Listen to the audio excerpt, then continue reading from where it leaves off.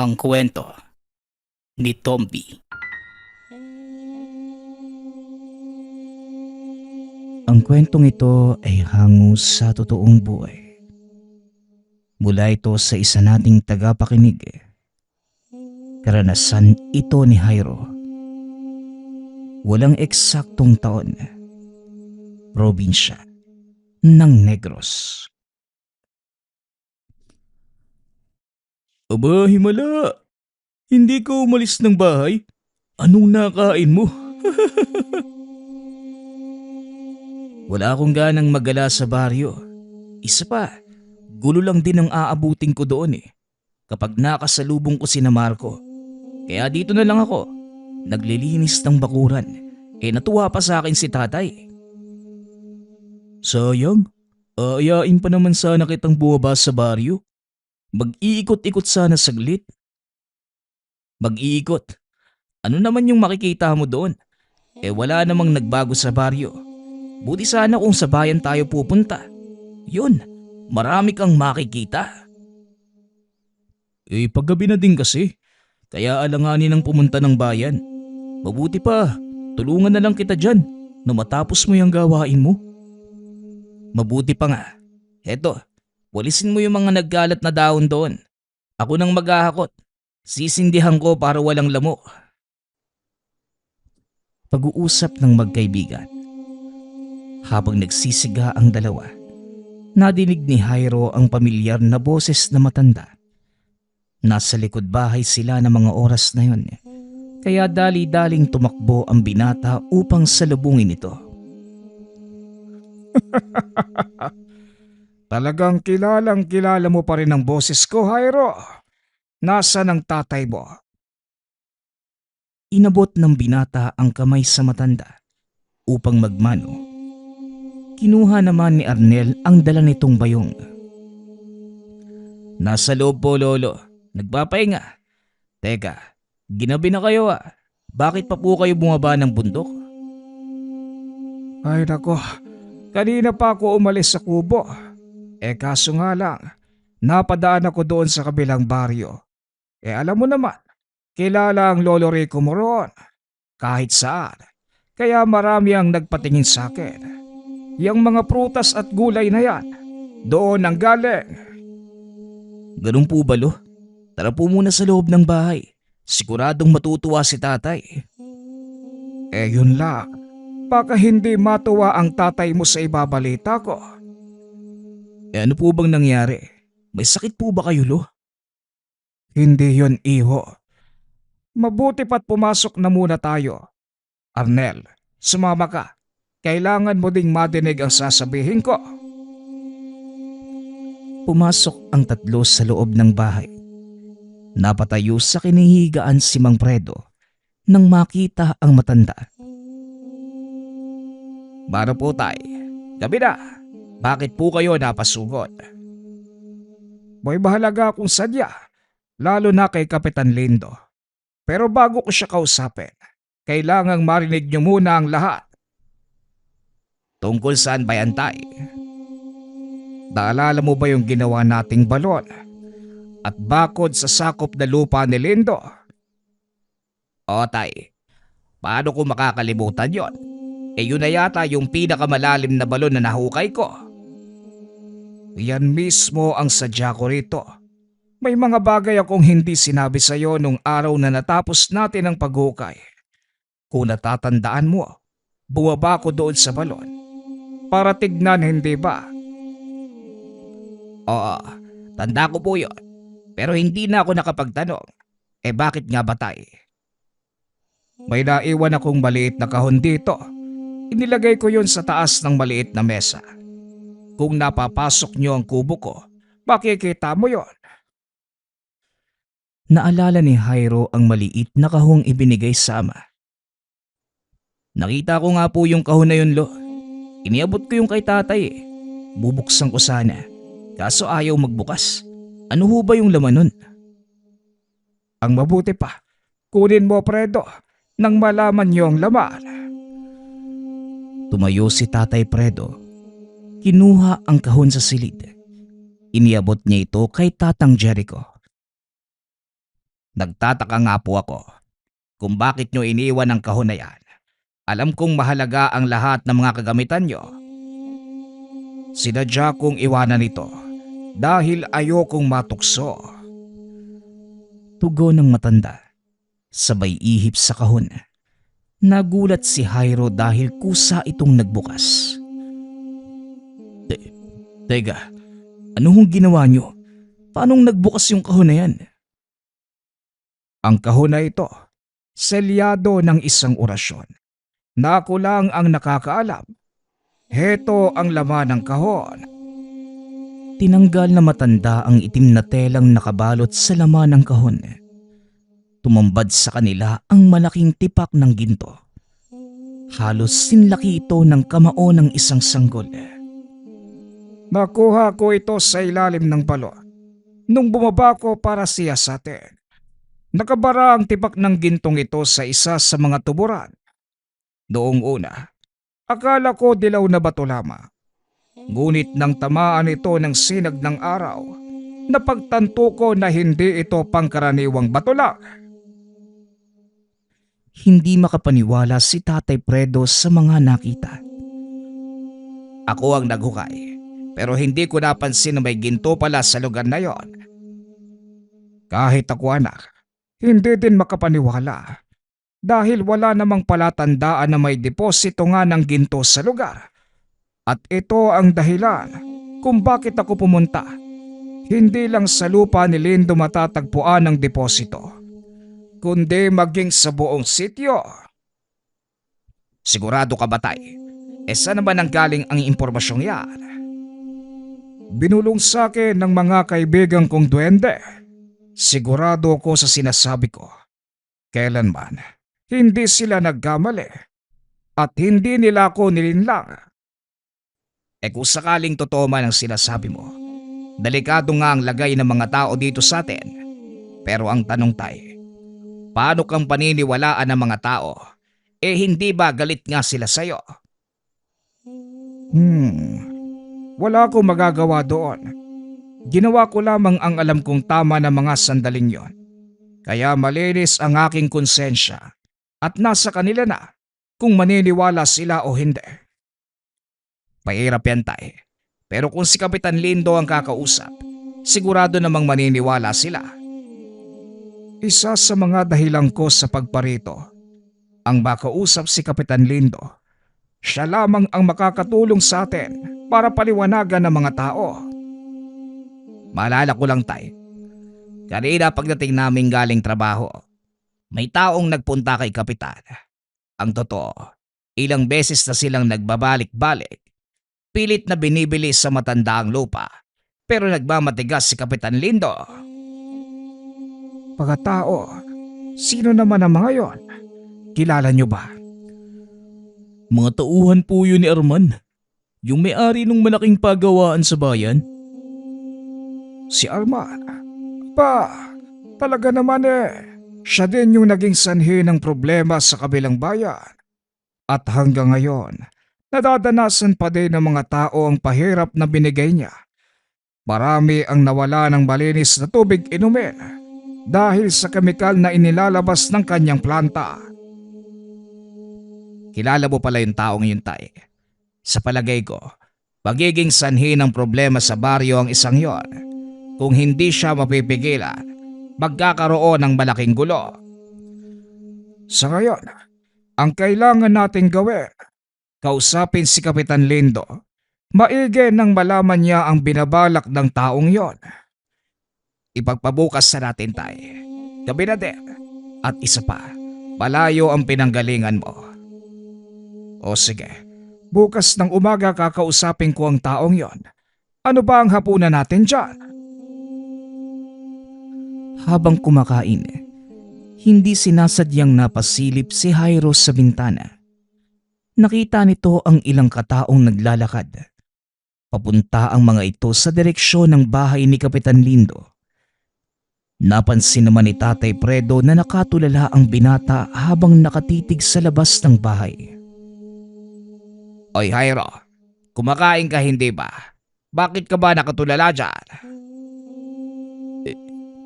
Kasi po, Tay, May mga taong papunta kay na kapitan. May dala po silang mga sulo eh. Hindi ko nakilala kung sino. Baka mga tanod lang. Siguro may kailangan kay kapitan. Sige na, tapusin mo na yung pagkain mo nang makapagpahinga na tayo. Itinuloy ng binata ang pagkain. Ngunit ilang saglit pa, nadinig ng mga ito ang boses ng kapitan. Nagsisisigaw at galit na galit. Sa palagay ko, hindi tanod ng mga tao yon.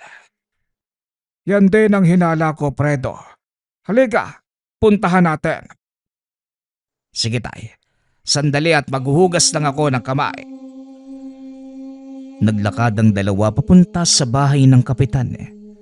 Inaya ni Jairo ang kaibigang si Arnel. Ngunit nakatulog ito sa kinauupuan. Ay nako, bahala ka nga dyan. Kakatapos mo lang kumain, tulog ka na agad.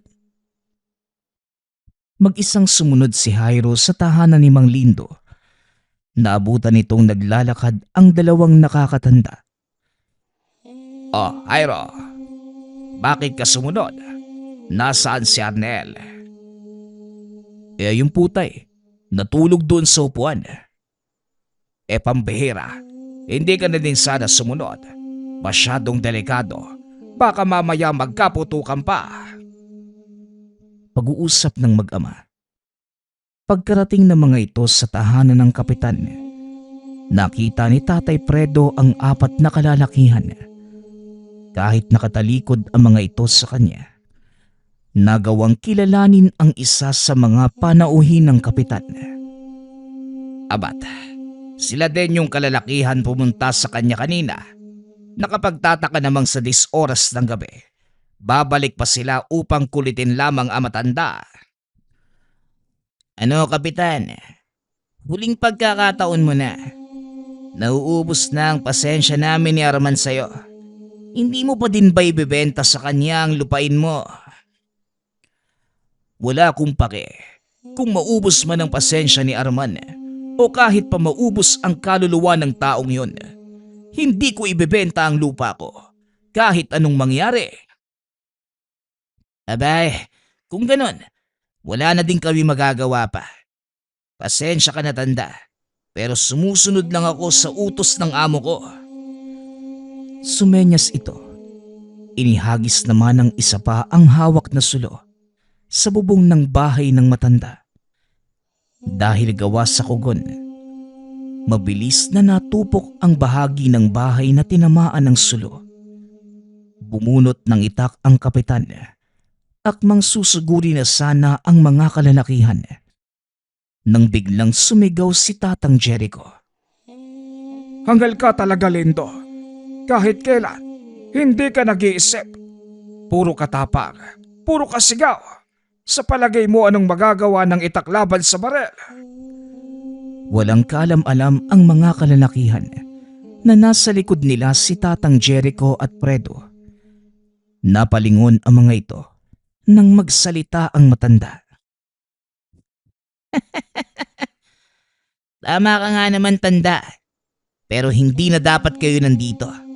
Sige na, magsipag-alis na kayo. Ikaw ang dapat hindi nandito. Anong kawalang hiyaan na naman ang dala ng amo mo sa lugar ko?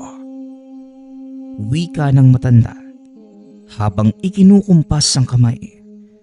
Laking gulat ng mga kalalakihan dahil namatay ang apoy sa bubong ng bahay ni Kapitan Lindo. Nagtaka ang mga ito, maliban na lamang kay Berto, na tila alam kung ano ang ginawa ng matanda. Isa na namang matandang pakialamero. Ay nako, ayoko sanang pumatol sa mga gurang eh. Kaso, wala akong magawa dahil ang hilig niyong makialam. Hindi ba pwedeng maupo na lang kayo sa tumba-tumba at humigop ng mainit na salabat? Pasensya na bata, pero wala kaming tumba-tumba, saka hindi ako umiinom ng salabat. Ganun ba? Sa palagay ko, isasama ko na lang din kayo sa mga ililibe ngayong gabi. Mga bata, Sugurin din sila. Walang makakaalis sa kanila. Nilapitan ng mga kalalakihan sina Tatang Jericho. Tinutukan ng baril. Nanatiling kalmado ang tatlo. Inutusan ni Fredo si Jairo na umatras ng kaunti dahil alam nitong may gagawin ang matanda. Sigurado na ba kayo na ito ang inyong gusto? Aba, mayabang kang matanda ka. Oo, ito ang gusto namin. At sisiguraduhin kung 6 na talampakan ng lupa ang itatambak ko sa katawan mo mamaya. Hindi naman sa pagmamayabang Nagtatanong lang. Bueno, kung ito ang inyong gusto, yan ang ibibigay ko. Tumalikod si Tatang Jericho. Naupo sa lupa.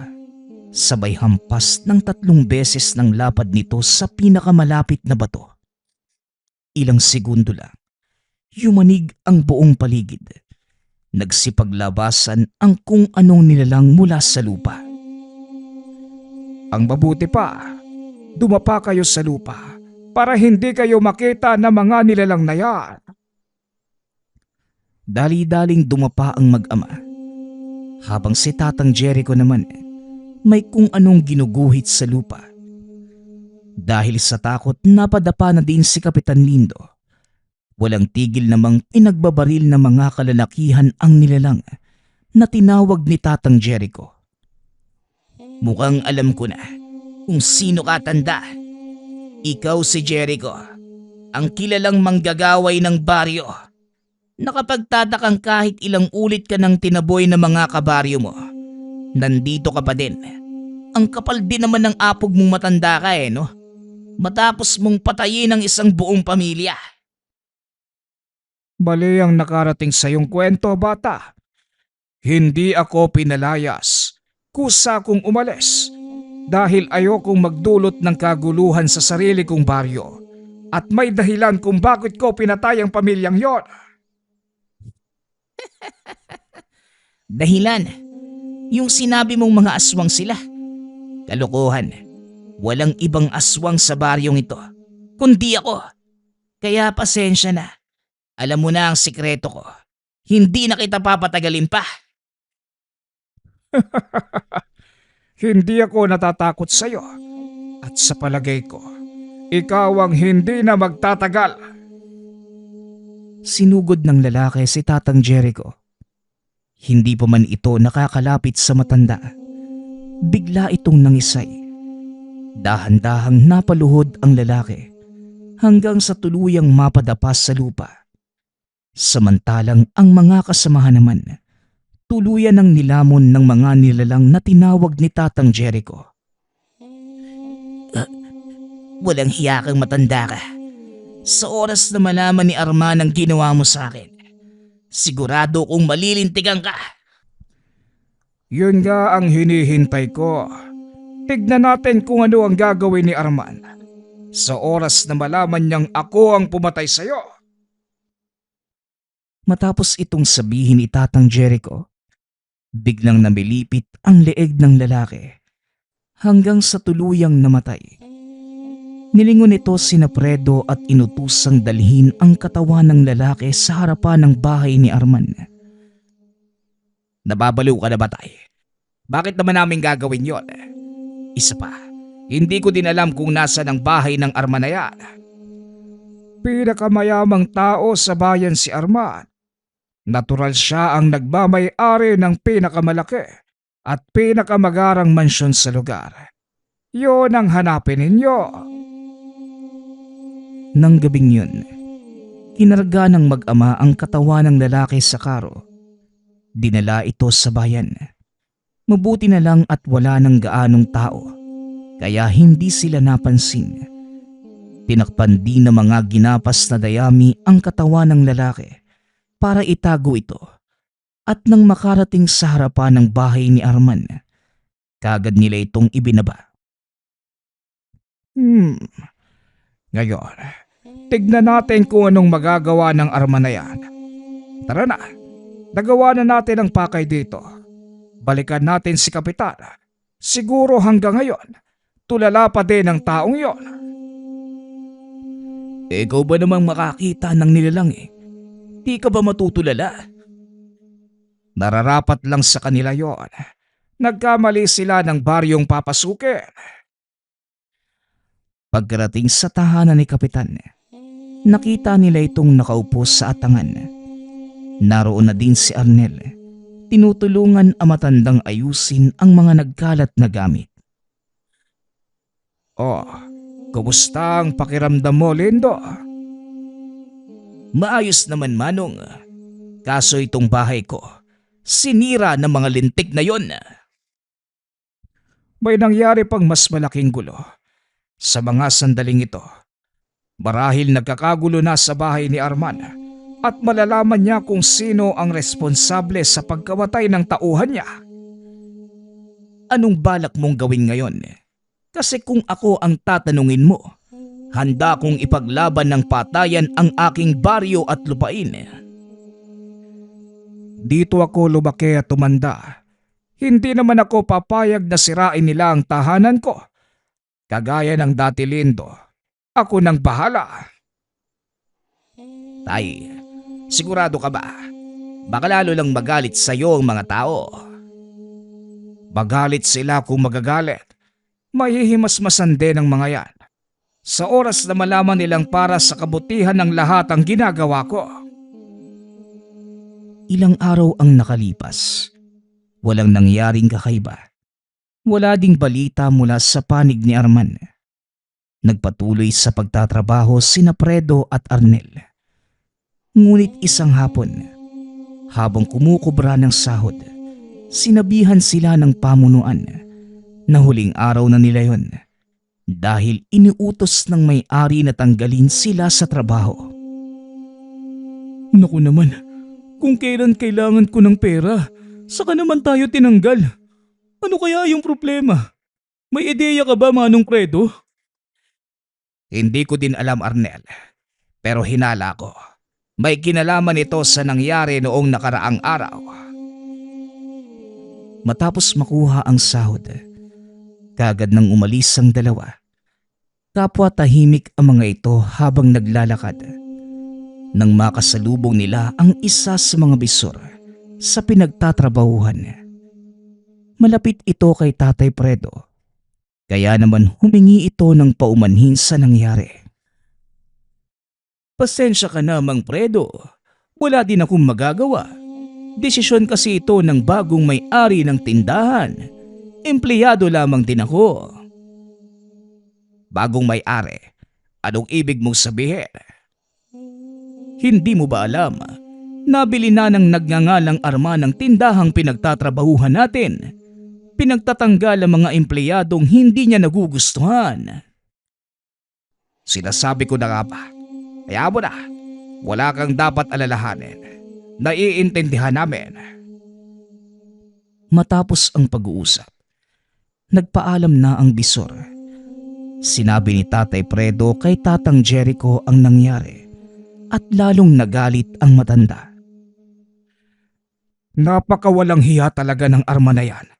Patalikod kong tumira. Baka mamaya magulat na lang tayo na siya na ang nagmamay-ari ng lahat ng lupain sa baryo natin. Hindi malayong mangyari yan, Tay. Alam natin ang binabalak niya. Gagawin niya ang lahat para lang maisakatuparan ito. Huwag lang siyang magkakamaling tumuntong sa bakura natin dahil talagang sasamain siya sa akin. Nakaupo lang sa sulok si Arnel habang nakikinig sa mag-ama.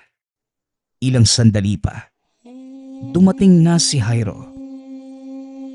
Oh, bakit parang pinagsakluban ka ng langit?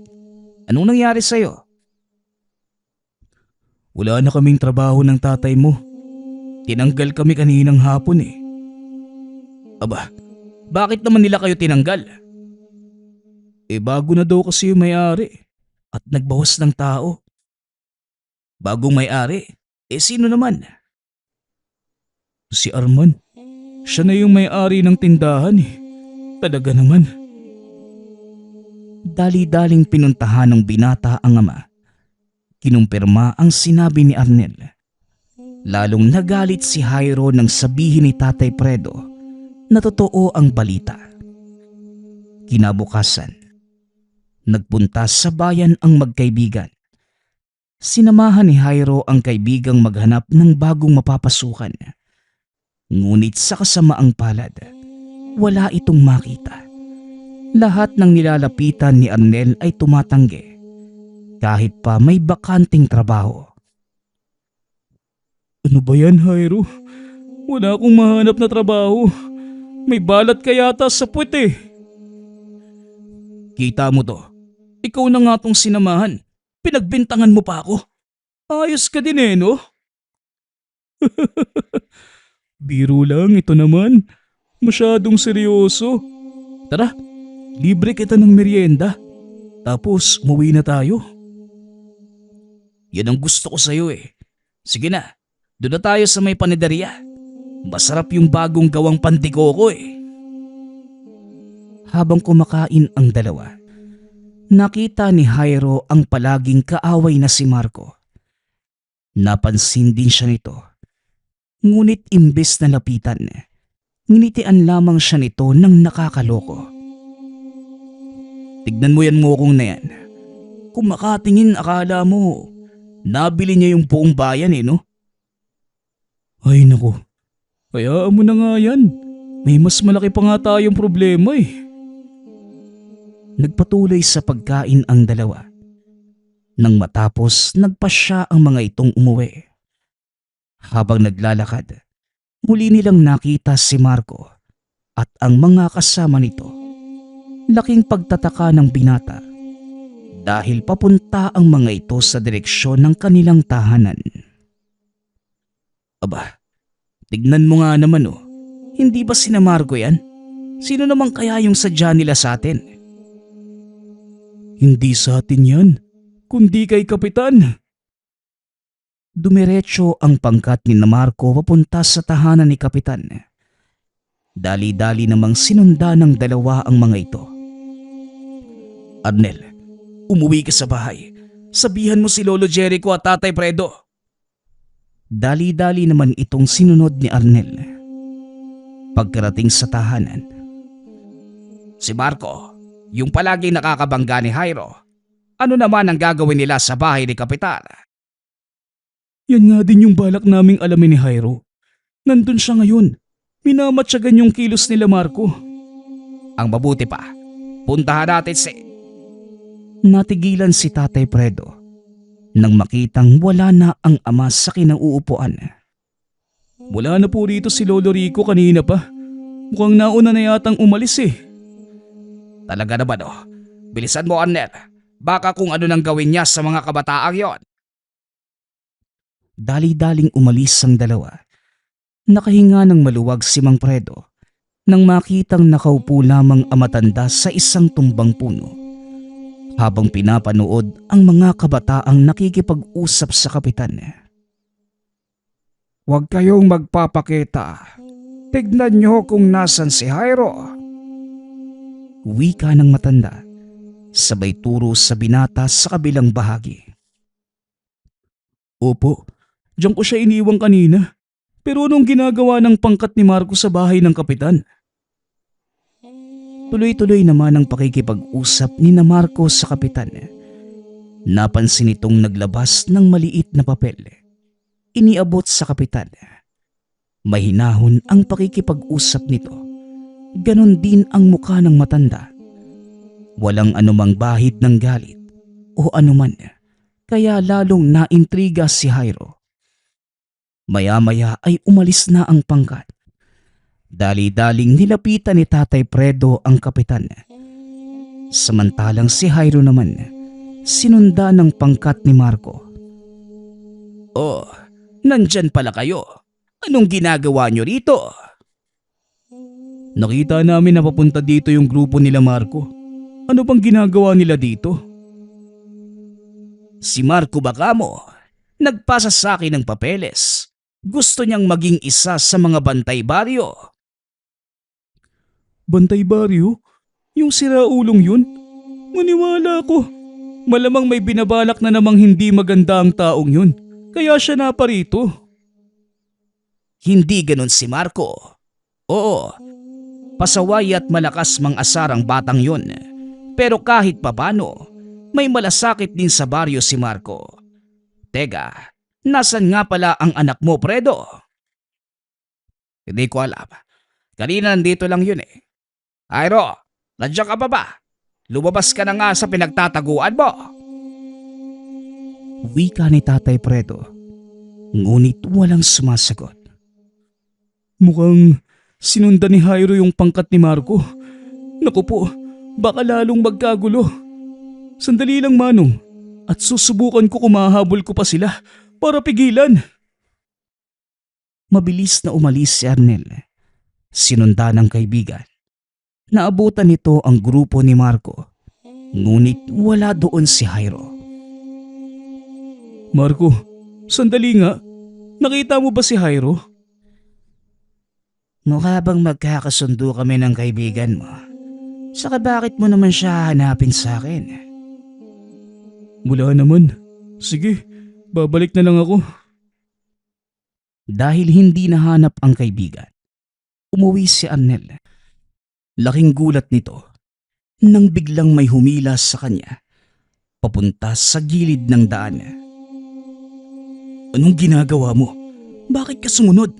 Nasira tuloy yung diskarte ko eh. Nag-aalala si na tatay mo dahil bigla ka na lang nawala. Di na ako nagsabi sa kanila dahil alam mong hindi papayag si tatay. Pero gusto kong malaman kung ano yung totoong pakay ni Marco kay Kapitan Lindo. Ang sabi ni Kapitan, nagpasa daw ng mga papeles dahil gusto ni Marco na maging bantay baryo. At naniniwala ka naman doon. Saka kung sakaling totoo man yun, bakit siya mag-aaksaya ng panahon para sa ganoong uri ng trabaho? Yun nga din yung gusto kong malaman eh. At yaman din lang na nandito na tayo. Bakit hindi na lang natin sila sundan? Yun nga yung ginagawa ko, di ba? Bago ka dumating.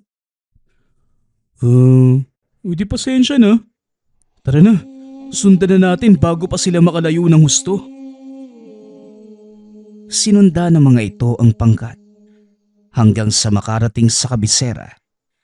Pumasok ang pangkat sa lumang kubo kung saan sila laging nakatambay.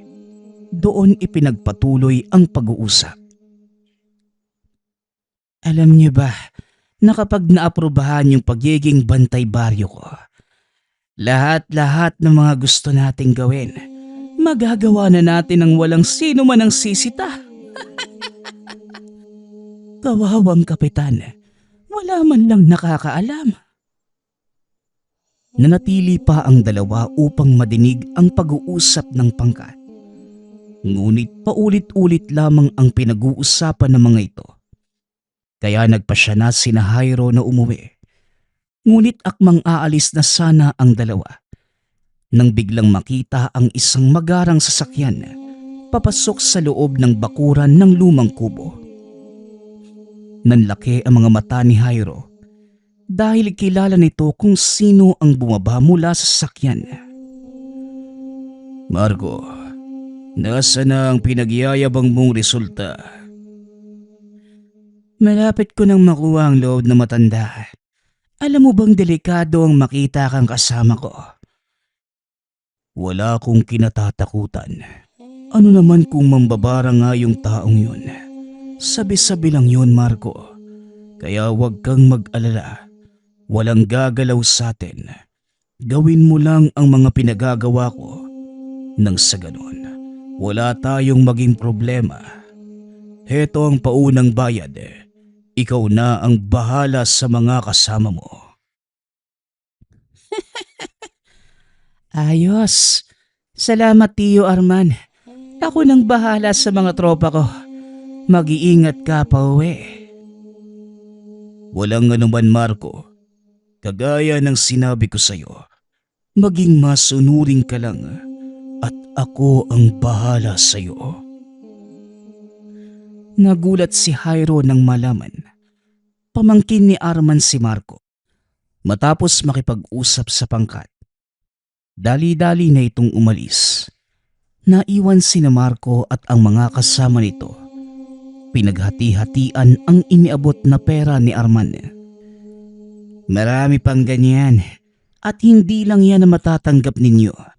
Basta sundin nyo lang ang mga sinasabi ko.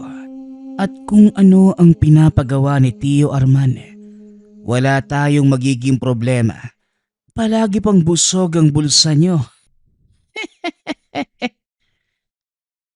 Wika ni Marco. Ilang sandali pa.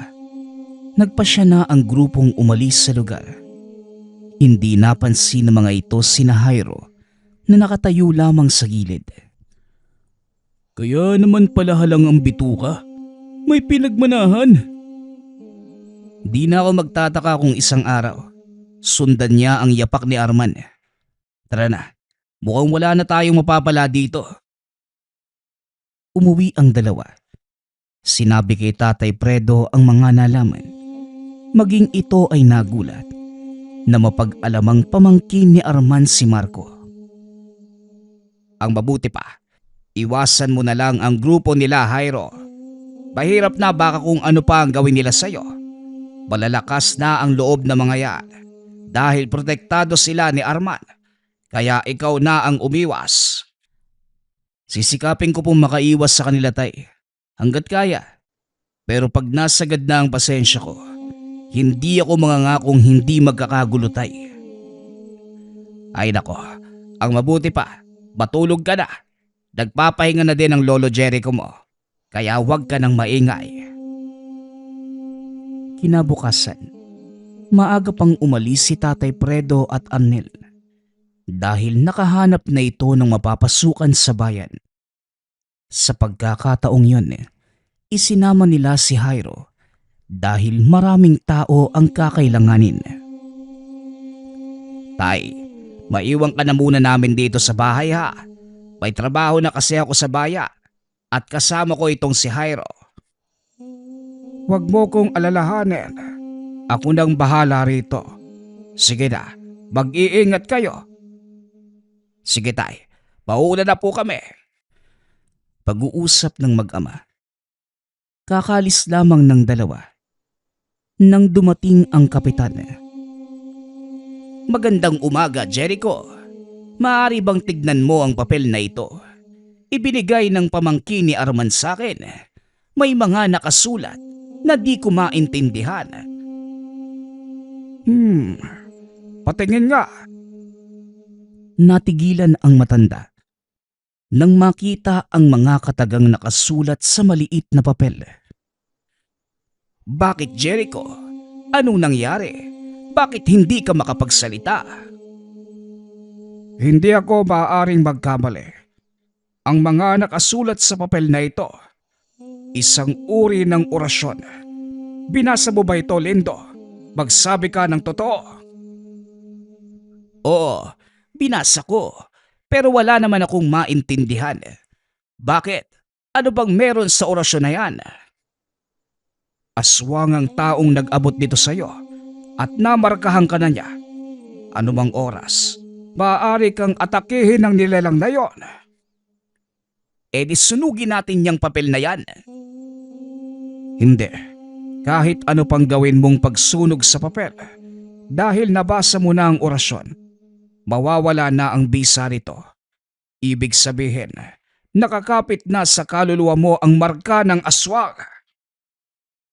E anong gagawin ko, Jericho? Hindi naman sa natatakot ako. Pero ang inaalala ko, yung mga tao sa bahay. Nandyan pa naman ang apo kong 5 buwang gulang na sanggol. Anong sinabi mo? May sanggol sa bahay mo? Nababaliw ka na ba, Lindo? Alam mong nasa panganib ang buhay mo. Simula pa lang, bakit mo pa hinayaang magpunta ang mga anak mo kasama ang sanggol? Wala naman akong magagawa. Bigla na lang silang sumulpot. Alangan namang ipagtabuyan ko ang mga anak ko. Oo. Naroon na tayo, pero sana isinaalang-alang mo din ang kaligtasan nila. Masyadong mapanganib para sa mga anak mo lalo na sa sanggol. Hindi na pangkaraniwang tao ang kalaban dito, Lindo. Kung si Arman ang nagpabigay sa iyo ng papel na yan, iisa lamang ang ibig sabihin. May koneksyon sa mga taong nagtataglay ng kapangyarihang itim ang taong yon. Ano ngayon ang balak mong gawin, Jericho? Pasensya na. Ako ang kapitan, pero parang ako pa ang palaging nanghihingi sa iyo ng payo. Hindi naman ibig sabihin na kapitan ka. Marami ka nang nalalaman. May mga pasya din kung minsang kailangan mong isang guni sa iba para mapag-isipang mabuti. Huwag kang mag-alala. May naisip na akong paraan. Ako nang bahala, Lindo. Halika. Gusto kong makita ang mga anak at apo mo. Isinama ng kapitan ang matanda sa tahanan upang makita ang mga anak. Kung hindi nyo na itatanong, si Tatang Jericho ang nilalapitan ng kapitan sa tuwing nagkakasakit ang mga anak at tanging ang matanda lamang ang nakakapagpagaling dito. Nagulat naman ang mga anak ng kapitan nang makita si Tatang Jericho. Dito napatunayan ng matanda na hindi lahat ng tao sa baryo ay galit sa kanya. Nakipagkumustahan ang mga ito sa matanda. Nakipag-usap. Sinabi din ni Tatang Jericho ang lahat. Inusala ng proteksyon ng sanggol. Alam niyang ito ang unang pupuntiryahin ng mga aswang kung sakaling sumalakay. Binigyan din ni Tatang Jericho ng ilang pangontra at habak ang anak ng kapitan. Samantala, magkasamang nagtatrabaho ang mag-ama sa isang bagsakan ng gulay sa palengke. Hindi taga roon sa bayan ang may-ari. Ngunit kilala ito ni Tatay Fredo, kaya mabilis silang nakapasok. Buti pa tong kaibigan niyo, Manong. Hindi tayo tinanggihan. Halos lahat ng mga nandito, ayaw tayong tanggapin sa trabaho eh. Mabuting tao kasi itong si Paring Joel. Kahit hindi taga dito sa bayan, may malasakit siya sa kapwa. Alam niya kung gaano kahirap mawala ng trabaho. Kaya kung hindi mo napapansin, halos lahat ng mga kargador niya, dating pariwara. Oo nga tay, kilala ko yung ilan sa mga yan eh. Dating mga tambay. Walang magawa kundi mambulabog. Pero hindi naman kaya mapahamak yung kaibigan mo nito, Manong. Magtiwala ka, Arnel. Hindi mapapahamak yan si Paring Joel. Saka sino naman ang gagalaw sa kanya? Hindi mo ba nakikita yung mga malalaking tao na yan? Lahat sila. Kaligtasan ni Paring Joel ang prioridad. Kung sabagay, marami nga namang tauhan niyang si Mang Joel. Pero ano namang magagawa ng kaibigan niyo kung mga taong kagaya ni Arman ang makakaharap? Hindi basta-basta si Joel. At sigurado ako, hindi siya gagalawin ni Arman. Sige na, bilisan niyo nang tapusin niyang mga kaeng nang makalarga na itong truck pabalik sa kanilang bayan. Kinahapunan, natapos na ni Jairo at Arnel ang lahat ng mga trabaho. Nagpaalam na din ang mga itong umuwi. Pagod na pagod ang tatlo nang dumating sa tahanan. Naabutan ng mga ito si Lolo Jerry kong naghahain ng pagkain. Aba, saan ang galing itong mga ulam nyo tay? Kay Kapitan Lindo, nandyan yung mga anak niya, kaya nagluto sila at binigyan tayo rito.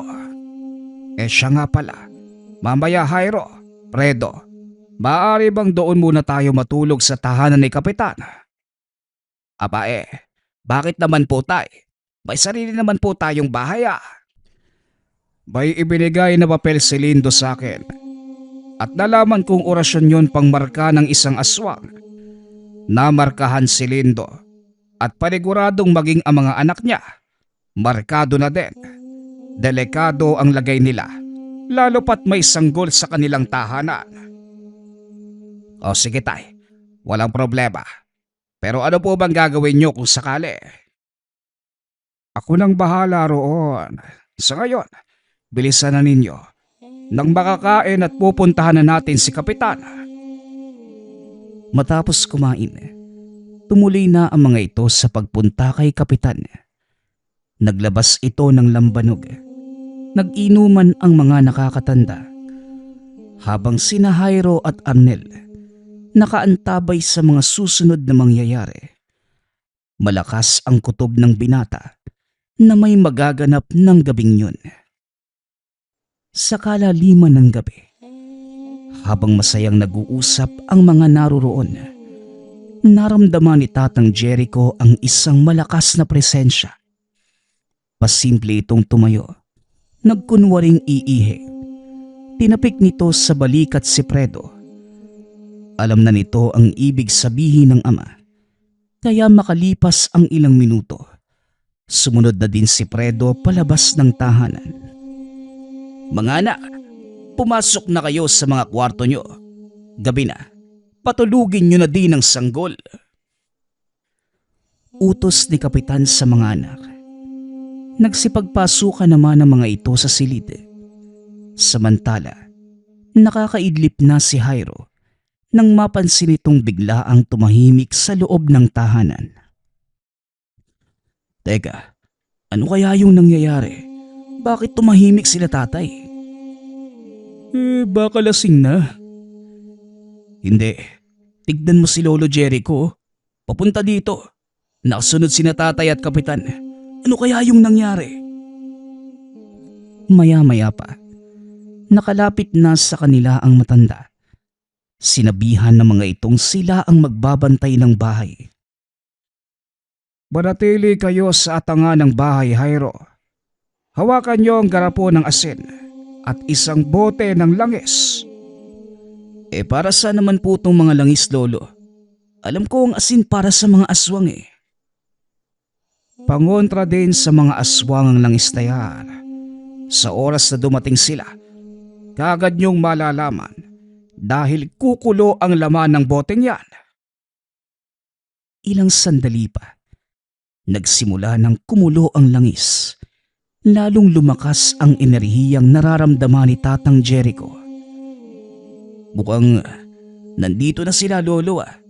Ano pong gagawin namin? Manatili lang kayo dyan sa atangan at wag na wag kayong aalis. Fredo, doon ka sa likod ng bahay.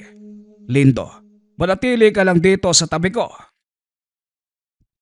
Habang nagsasalita ang matanda, isang figura ang nagpakita. Naglakad ito papunta sa kanilang kinatatayuan. Ngunit hindi magawang lumapit ng husto dahil na din sa malakas na bakod na inilagay ng matanda. Sinasabi ko na nga ba, si Tatang Jericho na naman. Mabuti at nagkita na tayo dito. Hindi na ako mahihirapang hanapin ka kung saan. Alam ko na ang dahilan kung bakit. Siguro nakita mo na ang ginawa ko sa tauhan mo. Oo, alam ko na ikaw ang may gawa nun. Pero tignan natin kung hanggang saan ang husay mo, tanda. Hindi mo pa nga pala ako kilala, no? Pero ikaw, kilalang kilala kita, Arman. Ikaw ang nag-iisang anak ni Alfon. Ang aswang na pinatay ko, na naging dahilan kung bakit nagalit sa akin ang mga tao. Ikaw din ang nagpakalat ng maling balita tungkol sa akin para pagtakpan ang katauhan niyong mag-ama. Oo, at ang lahat ng nangyari dito, gagagawan mo. Gagagawan ko o bunga ng paghihiganti mo. Huwag mong baliktarin ang mga nangyari, Arman. Dahil kahit anong gawin mo, lalabas at lalabas sa katotohanan. Wala nang lalabas na katotohanan dahil sisiguraduhin ko ngayong gabi lahat kayong narito magiging hapunan ko at ng mga kasama ko. Naglabasan mula sa paligid ang napakadaming nilalang. Napalibutan ang buong bakuran. Ngunit hindi nila magawang pasukin ang depensang ginawa ni Tatang Jericho. Hindi ka makakapasok sa bakurang ito. Kaya kung ako sa'yo, aalis na lang ako. aalis. Sa palagay mo, ganun lang kadali yun. Ito ang pinakahihintay ko. Alam mo bang sinadya kong gumawa ng kaguluhan sa pamagitan ng pagbabanta sa kawawang kapitan na aagawin ko ang kanyang lupain para lumabas ka. Sinasabi ko na nga ba walang kinalaman ang gintong nakuha namin sa balon. Ako ang totoo mong pakay. Simula nang mapatay ko ang iyong ama. Tama na ang satsat. Alam kong may kahinaan ang iyong depensa. At alam ko ding hindi mo nasasakop ang kalangitan. Napatingala si Tatang Jericho. Nakita ang mga nilalang na bumubulusok pa ibaba. Dali-daling naglabas ng patalimang matanda. Nag-usal ng mga dasal sa palad. Sinugatan ito. Inilapat sa lupa at muling nagbulong ng mga orasyon. Isa-isang naglabasan ang may mga tinik na baging. Bumalot ito sa buong bahay. Hindi nagawang makapasok na mga lumilipad na nilalang. Kaya ang sinugod na mga ito, si Tatay Predo. Kahit papano, may karanasan din ito sa pakikipagsagupaan. Dahil noon pa man, palagi na itong kasama ni Tatang Jericho sa pakikipaglaban. Dinampot ni Tatay Predo ang mga nakalapag na sibat. Binato ang mga papasugod na nilalang. Isa-isang nagsipagbagsakan ang mga ito. Matapos, kinuha ang buntot pagis sa likod. Pinagahampas ang mga bumagsak na nilalang. Nakatingin lamang si Arman habang pinaghahataw ni Tatay Predo ang mga kasamahan. Nakalimutan kong sabihin, bahusay din palang makipaglaban ang anak kong si Predo. Mga walang hiya kayo! Galit na galit si Arman. Habang patuloy naman itong inaasar ni Tatang Jericho. Sina Jairo naman, hinihintay ang susunod na gagawin ng matanda. Panahon na para tapusin ang labang ito. Ibinaba ni Tatang Jericho ang depensa para makapasok ang mga aswang. Hindi pa man nakakalapit ang mga ito. Biglang naglabasan sa lupa ang mga ugat ng puno. Pinaglilingkis ng ugat ang mga aswang. Hindi makapaniwala si Arman na nagawang ubusin na matanda ang mga kasamahan sa isang iglap lang. Hindi mo nga talaga ako kilala, Arman, ano? Sana man lang, inisip mo kung paano kong napatay ang iyong ama. Malakas na aswang si Alfon, pero nagawa ko siyang ibalik sa impyernong kanyang pinagbula. Hindi na nagsalita pa si Arman. Kagad itong sumugod kay Tatang Jericho. Nakipagbuno ang matanda. Hindi makapaniwala si Jairo sa lakas na ipinapakita ng lolo. Nasipat din ito si Marco sa sulok. Ngunit sa halip na tumulong, tumakbo palayo ang binata. Ubod talaga ng duwag yung taong yun. Hayaan mo na siya. Mabuti na at alam natin bahag din ang buntot niya.